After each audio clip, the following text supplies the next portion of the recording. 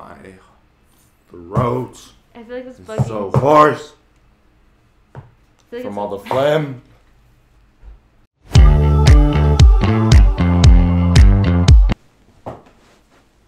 Hello.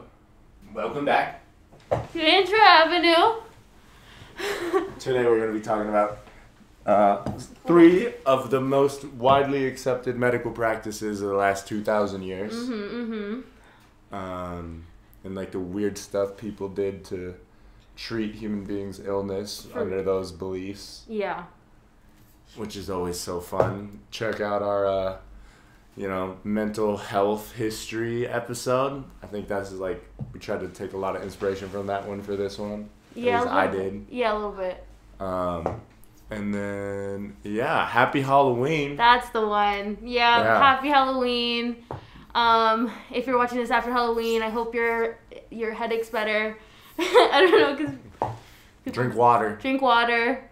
Stay hydrated. Stay fucking hydrated. Eat a little bit of something.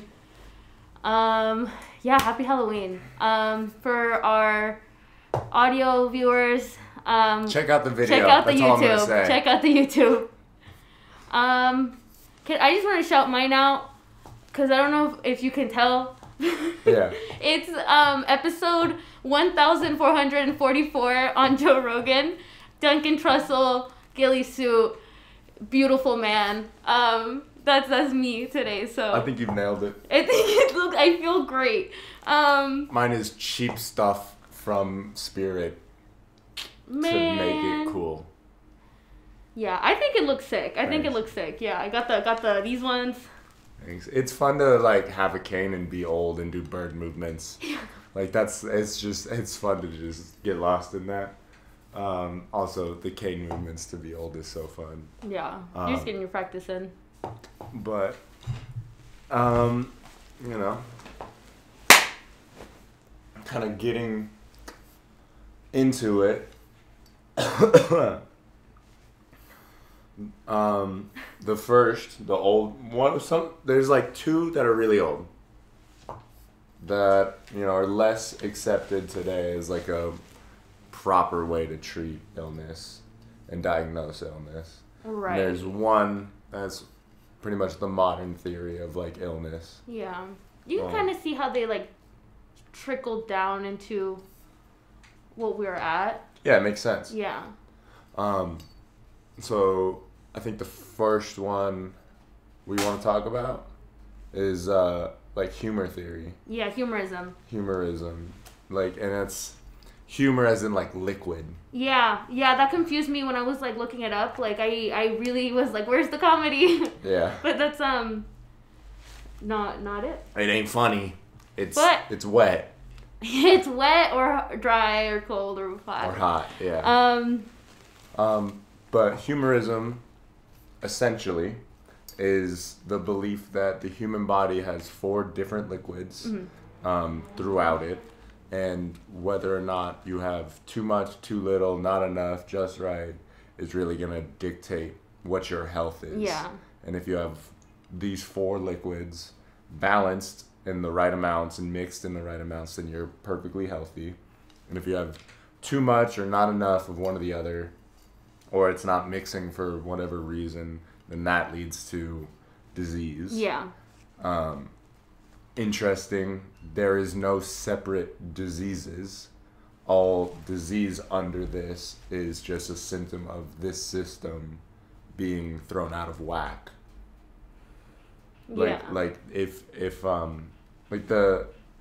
you were to get tuberculosis, it's because you have too much of one of the 4 liquids, as opposed to you got the tuberculosis virus. Yeah. What are the 4 liquids? The 4 liquids are yellow bile, black bile, phlegm, and blood. And then it was talking about too how they looked at like climate, and like I had like a list of things that they would like take into account. Some pseudoscience, essentially. Yeah, they also had like a thing that is it was saying how that under like that humorism beliefs or whatever, physical health and individual personality were a part of like the same thing. They were tied together. They were tied together, right? So that's where like the temperaments come in. When we could make a whole different episode about that, but yeah, that's where like the temperaments come in. Is like they're like the 4 temperaments associated with like the 4 liquids. Yeah. And like you could kind of see which ones connect to which ones. Literally phlegmatic. Yeah. Yeah. Sanguine for blood. Yeah. And it's not, it's kind of like if you had too much, or maybe you were like naturally inclined to like be more, like if you had more of this, you'd behave in those ways. Mm-hmm. And you could almost see like the balance of someone's liquids by just their behavior. Yeah. And that's interesting to think about, like, you know, just, oh, you seem really nice and energetic. I bet you have a lot of blood. You know, and it's like... Yeah, I mean, like, pregnant people have more blood. They get, like, a liter more blood. Did you feel energetic? I definitely felt different. That is... Yeah. But, yeah, those... So, there were different, like, medical practices that people would use to try to balance the different liquids in people's body, like blood, phlegm, black bile, and yellow bile. Yeah, isn't that where bloodletting and stuff comes? Yeah. And, like, purging and cupping is what I got. Yeah, throwing up. That's how you get the bile out. And cupping is, like, another way of, like, moving blood around. Purging might mean, poop. Shitting. Yeah. That's also valid, like, laxative. Yeah. So, yeah, it's... Cupping is still done today. I was looking into that a little bit. Yeah, so is bloodletting in certain places. So is purging. Yeah, there are... Yeah. Just because people do it doesn't mean it's a good idea. Please do your own research. Keep your liquids balanced or you'll get sick. I probably got too much phlegm right now, and that's why I'm sick, according to ancient Greeks. A lot of this can be accredited to a couple guys, but the guy that I found mostly accredited to it was Hippocrates, right? Yeah. And not related to the word hypocrite. It's a whole different one. Yeah, whole different guy. No. Yeah. Yeah. And then, so like Hippocrates did a bunch of stuff. Like he was a very proliferate, like, you know what I mean? Like he was everywhere. Medicine and Hippocrates is like this. Mm-hmm. Because the Hippocratic Oath comes from Hippocrates. Oh yeah, and that's like something we still do today. Yeah, it's like people take it really seriously. You gotta, like, as a doctor, take care of your patient. Do whatever you can to help people, and that comes from like Hippocrates, and he came up with this, like, I don't know if he came up with it, but he's credited with popularizing it a lot. It was like the 4 humors and how to balance them and how they negatively impact people's health. Diet and emotion was really wrapped up into it a lot, so it's like you would eat certain things to reduce or increase the production of certain fluids. But it wasn't the only, like, medical theory that he would talk about. There was more medical theories that also lasted a really long time that, like, people kind of believed that he would talk about, which is like the theory of, like, miasma, and that's just like bad air. Yeah. Right. Which is, it's crazy to think that he had, because yeah, you're saying like he had so much effect, but it's like the 2 main, one after the other, that people were like pretty for on like board thousands with. of years. Yeah, they were pretty on board with. He had his little hands in, or he had at least like, credited to like being like a part of all that.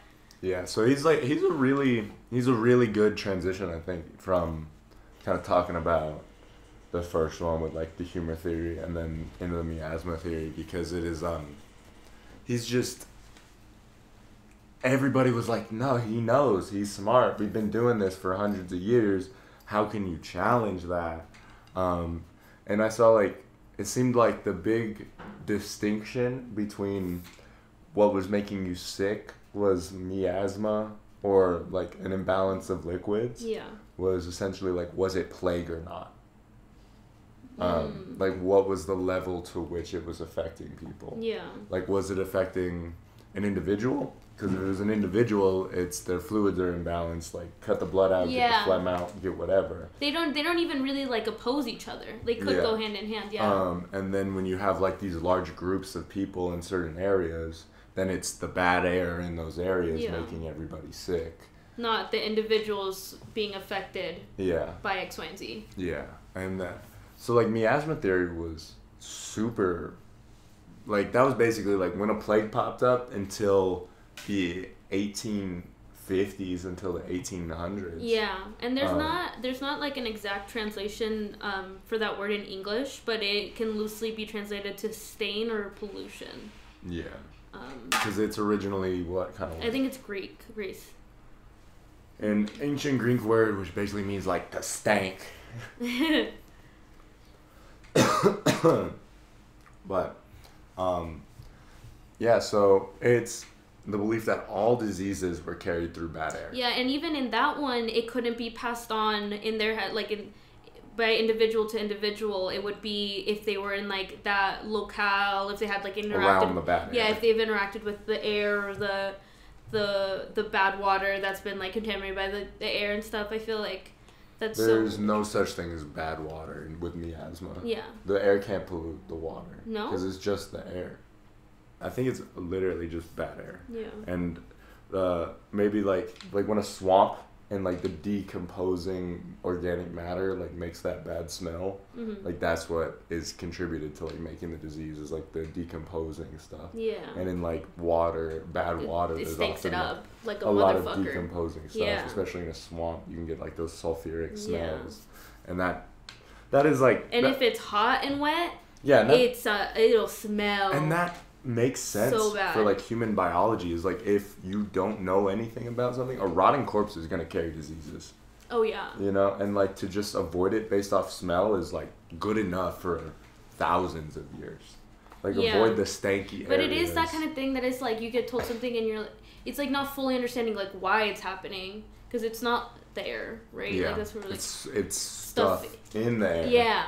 And like, you know, with that we can kind of bleed into what's the stuff in the air. And that's like, we're going to wrap it up here pretty quick, actually. Yeah. So what's the stuff in the air? Germs.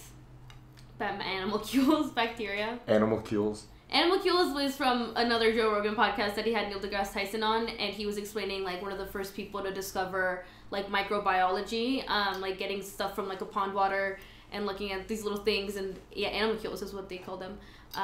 But yeah, they're just like the tiny things in the water and air. Like this word. Bacteria, viruses, all that yummy stuff. So yummy. Yeah, the stuff that really makes you sick. The stuff that makes the air bad. Yeah, exactly. Because it's like it makes sense and it got them by for like thousands of years. Yeah, except for when your diseases don't transmit through the air. Yeah. When your diseases transmit through water or touch or other things, and you're just trying to like say syphilis was like don't worry about the air. Was a really big problem for like 1800s. Well, syphilis is a STD. I know, but it's like still you're getting sick. You know what I mean? And it's just like you imagine thinking that's through the air. Yeah. And like yeah, literally. And then you're infecting other people. Crazy. It's cool to know where it comes from now because now you could like, you know. Oh no, you don't have to worry actions. about an STD. The only way you get a disease is by breathing bad air. Yeah. And like I put on cologne today. Yeah. like that's crazy. So germ theory is great because it also leads to there's a long time in human history where doctors did not wash their hands when helping mothers give birth to children. Babies. Yeah. And babies are so vulnerable when they first come out. And so are their mothers. Wow. Like mothers were dying a lot during childbirth just because yeah. doctors didn't wash their hands. Oh my god! Because honestly, if you think about it too, they have like a large wound, like right, like in there where the placenta was. So it's like even if they interacted like anything like in that area, like they could infect the wound even too. Wow. And the first doctor to be like, hey, doctors should wash their hands when like helping mothers deliver babies. All the doctors were like, you're a fucking idiot. Laughed at him. Really? Yeah. Then like 30 years passed and then everybody's like, maybe we should wash our hands. Oh my god. Imagine being that person though. It's just like, man, you're an idiot. Don't wash your hands. And then for 30 years you watch doctors deliver babies without washing their hands. And then one day they all like agree, oh, you know what? Maybe it is a good idea. Maybe it's disgusting that we're not. Yeah. I'm taking this off. Yeah. No, There's the white phlegm. I think that like COVID was a good reminder for people to like not be so touchy and like wash their hands, if anything. Yeah, like germs are real. Yeah. But I also like, I really believe in like the power of my immune system. Yeah. Like totally. I'm sick right now. Yeah. I just spit the crap out, let my body fight it, drink lots of water, get rest, like lay down, sleep a little bit more. And I'm lucky I'm in a position where I can do all that stuff to take care of myself. Should maybe be taking like my daily vitamin. I'm not doing that. I should maybe be drinking. I want to make some tea. Yeah. Tea sounds so good. But I gotta fight all these germs. These goddamn germs. They're in my throat reproducing. Yeah, isn't that a little like funky? Because you can kind of personify them and they're like a thing and they're just like fucking around in there. It is a thing. I don't want to personify it. It's a fucking single organism that's got just clones of himself just reproducing in my throat, in my trash can. I hope they're not like reproducing in my trash can after spitting them out. I don't think they can do anything without a host. Here's hoping. Here's fucking hoping. Yeah. But what are you saying? It's like even like because we are in like this current age of like thinking that like germs and stuff, but like us being so preventative about germs with like hand sanitizer, and not saying it's bad, but like just being so preventative with it is like what like starting like super viruses and stuff, because like what creating is the 0.01 that survives and reproduces. Yeah, survival of the fittest. That's what I was thinking. Yeah. It's if you bacteria that's resistant to antibiotics and all that stuff, then and alcohol, then they reproduce and they create offspring that are resistant to those things. Yeah. Like that's dangerous. Hopefully we learn how to make like super antibiotics before we get super bacteria. Or like our bodies maybe could evolve a little better. No, because bacteria is evolving faster than we are. Oh. Like that's bacteria We should learn reproduce something from them. in 20 minutes.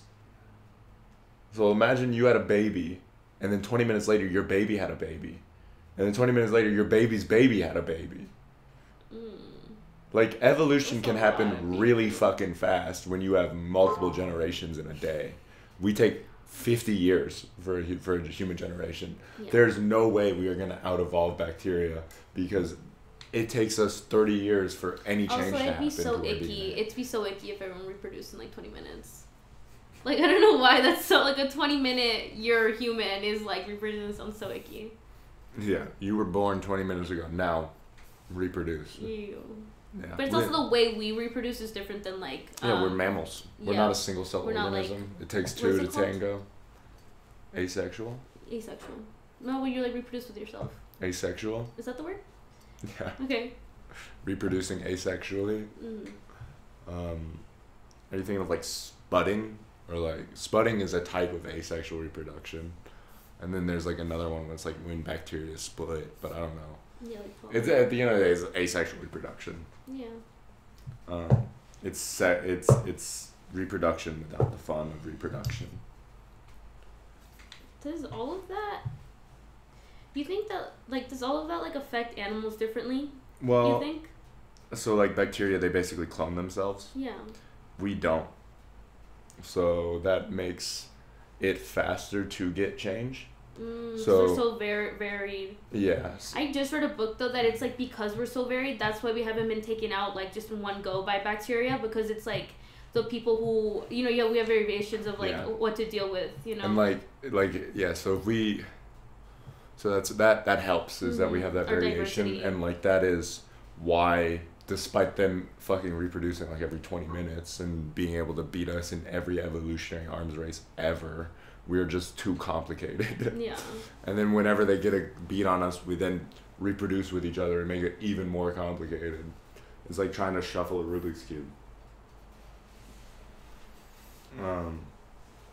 It's basically like if I gave you a scrambled Rubik's Cube and told you to solve it in 20 moves and you could figure it out, but then the second they reproduced and had children, it was a different scrambled Rubik's Cube. Yeah. And you try to use the same 20 moves and it doesn't work. It's like, damn it, I just figured this out. Now you went and scrambled it all again. Yeah. And it's like you're trying to use the same 20 moves again and it don't work. Kind of works, but not really. I might be making that shit up, but I probably am. I'm dying. Yeah, you need a rest. You need to like recoup and rest. Yeah. So, humor. Miasma. Miasma and germs. Shout out to Hippocrates for really kind of giving us 1,000 years of that's good enough with medicine. Yeah. That's what he should be known as. That's good enough, Hippocrates. Yeah, like for literally over 1,000, from like before the birth of Jesus. Yeah, literally. To 1850. Oh, not AC, what the fuck? To 1850. Yeah. Like to fucking 50 years before World War One. Yeah, that's a way to put it. 60 years before World War One. Ew. World War One. It's closer to World War One than we are. Yeah. Am I Asian and stuff like that? Like the belief that in like the miasma being the dominant belief of like medicine. Yeah. Is closer to World War One than we are. Wow, that is funky. All right. Well, there's something to think about. Your grandma's grandma believed in miasma. My grandma might have. Your grandma's stupid.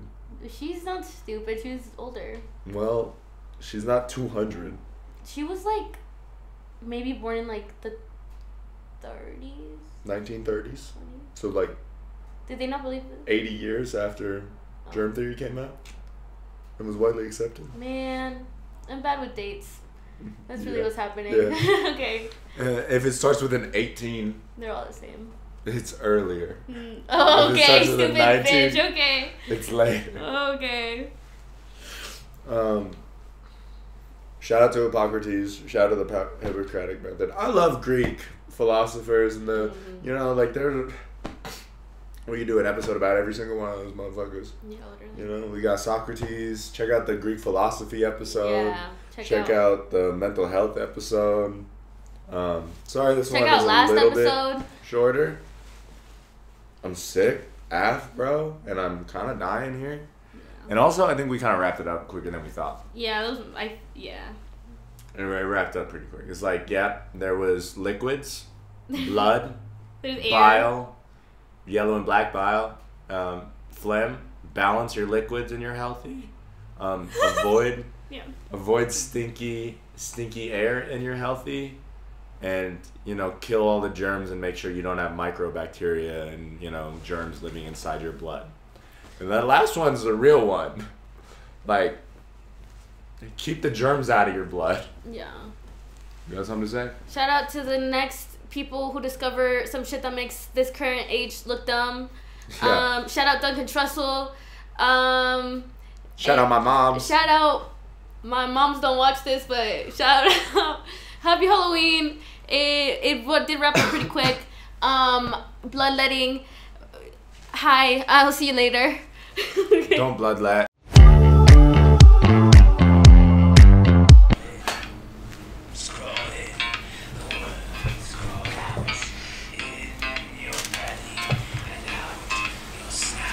This song makes me really want to go.